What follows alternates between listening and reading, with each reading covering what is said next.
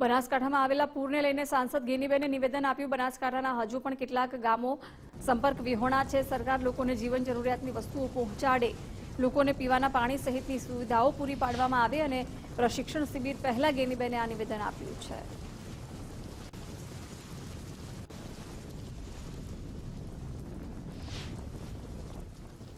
અગાઉ કહ્યું એમ કે બનાસકાંઠામાં વારંવાર ફ્લડ આવે છે। 2017માં આવ્યો, એના પહેલાં જે રાજસ્થાનનું પાણી એ છેવટના અંતે રણમાં આવે છે અને એના કારણે જે મજબૂત યોજનાઓ બનાવવી જોઈએ નથી બનાવતા ને એના કારણે બનાસકાંઠા વારંવાર એ ફ્લડનો ભોગ બને છે। અમારા ત્યાંના કાર્યકરો લોકોને જે મદદ કરવાની હોય કરી રહ્યા છે। હજુ સુધી વહીવટી તંત્ર જે એના વીજ પોલ હોય, પીવાનું પાણી હોય, કેશ ડોલ હોય કે જે એક તાતી જરૂરિયાત, બાકી ખેતીનું આ સર્વે તો ભલે પાણી ઓસર્યા પછી કરે, પણ જે કાંઈ તાત્કાલિક સેવાની જરૂર છે એમાં પણ હજી જે હોય એ પ્રમાણે વહીવટી તંત્રએ કર્યું નથી, એનો ખેદ છે।